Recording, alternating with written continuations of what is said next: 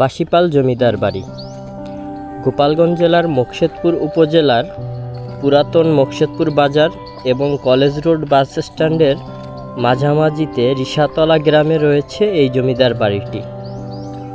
এই জমিদার বাড়িটি নির্মাণ করেন শ্রীযুক্ত বাবু কামিনী কুমার পাল।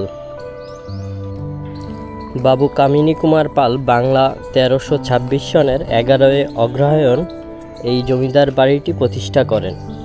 পরবর্তীতে তার 3 ছেলের মধ্যে বড় ছেলে বাসিপালের নাম অনুসারে এই জমিদার বাড়ি বাসিপাল জমিদার বাড়ি হিসাবে ব্যাপক পরিচিতি লাভ করে।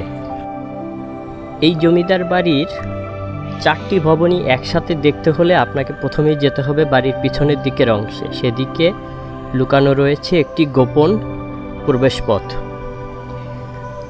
বাড়ির পিছনের এই অংশে এক বৃদ্ধা বসবাস করেন। তার অনুমতি নিয়ে আমরা এগিয়ে গেলাম সেই গোপন দরজার দিকে। তার আগেই আরেকটি পরিত্যক্ত ভবন দেখে নিলাম।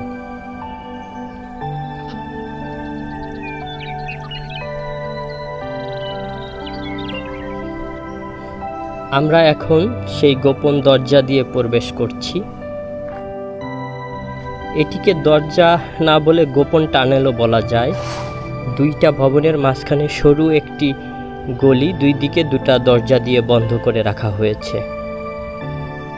ভিতরে প্রবেশ করেই আমরা একটি উঠান এবং চারপাশে 4টি ভবন দেখতে পেলাম, যার 2টি ভবন থেকে 2টো সিঁড়ি উঠানে নেমে গেছে।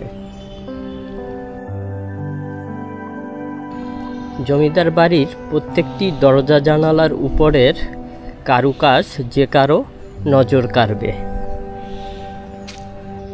জমিদার বাড়ির এই উঠানে প্রবেশ করতে আমাদের নজরে পড়ল একটি শতবর্ষী আম গাছ। আম গাছটি এত বিশাল যে পুরো বাড়িটিকে ছায়া দিয়ে রেখেছে। বিকালবেলাও মনে হচ্ছে যেন সন্ধ্যা ঘনিয়ে এসেছে। বাড়ির 4টি ভবনই পরিত্যক্ত এবং বসবাসের অনুপযুক্ত। এখানে স্থায়ীভাবে বসবাস করছে চামচিকা আর বাদুড়। সেই সাথে দেখা পেলাম ভয়ঙ্কর কিছু প্রাণীর পদচিহ্ন।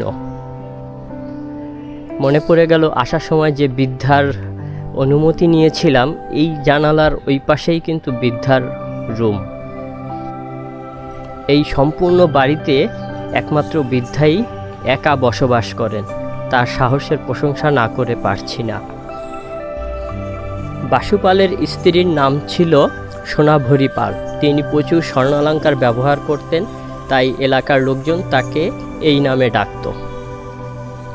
এখন আমরা বাড়ির সামনের দিকের অংশ দেখতে পাচ্ছি, যেখানে মূল প্রবেশপথের উপরে এই বাড়ির নির্মাণ সাল লেখা রয়েছে। বাংলাদেশে যতগুলো জমিদার বাড়ি রয়েছে তার মধ্যে এই জমিদার বাড়িটি সবচেয়ে কম সংখ্যক লোকজন পরিদর্শন করেছেন, কারণ এই জমিদার বাড়ির কথা এখনো অনেকেই জানেন না। একটি লাল রঙের ফড়িং খেলা করছে আপন মনে। বাবু কামিনী কুমার পাল মারা গেলে এই পুরো জমিদারির দায়িত্বভার এসে পড়ে তার বড় ছেলে বাসিপালের উপরে। তিনি সুন্দরভাবেই জমিদারি পরিচালনা করছিলেন, কিন্তু শেষটা ছিল কিছুটা করুণ। তিনি জমি জমা নিয়ে মামলা মোকদ্দমায় জড়িয়ে পড়েন। তার অন্য 2 ভাই ভারতে স্থায়ীভাবে চলে গেলে তিনি একা হয়ে পড়েন। আমাদের পরবর্তী গন্তব্য মোকশেদপুর কাচারি বাড়ি। এটি মূলত নড়াইলের জমিদার বাবু রতন কুমারের কাচারি বাড়ি।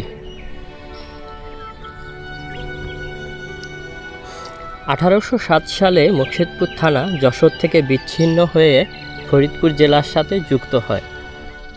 তখন এই এলাকাটি ছিল বিশাল জলাভূমি। এই এলাকায় নৌ ডাকাতের প্রকোপ ছিল খুব বেশি। নড়াইলের জমিদার বাবু রতন কুমার তার নিজ কাচারি বাড়িতে একটি পুলিশ ফাঁড়ি স্থাপন করেন।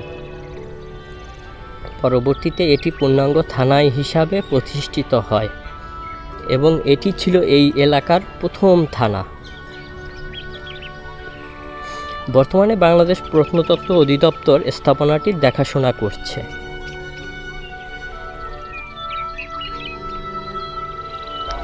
আমরা প্রত্নতত্ত্ব অধিদপ্তরের সাইনবোর্ড দেখতে পাচ্ছি। এবং এখানে আরও একটি সাইনবোর্ড রয়েছে, সংরক্ষিত পুরাকীর্তি মোকশেদপুর কাচারি বাড়ি, প্রত্নতত্ত্ব অধিদপ্তর।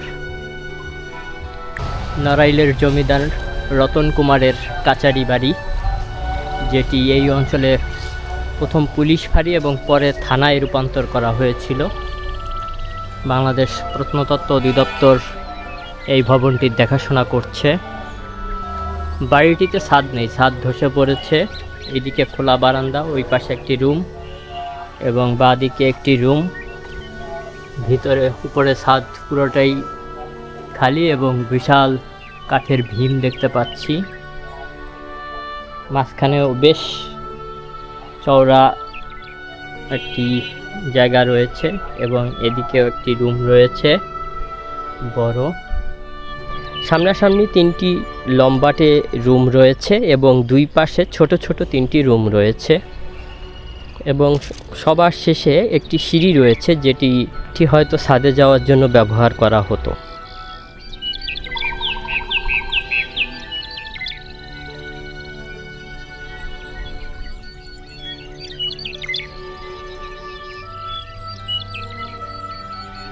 ঢাকা গোপালগঞ্জ হাইওয়ের পাশে হওয়ায় যে কেউই গাড়ি থামিয়ে দেখে নিতে পারেন এই স্থাপনাটি।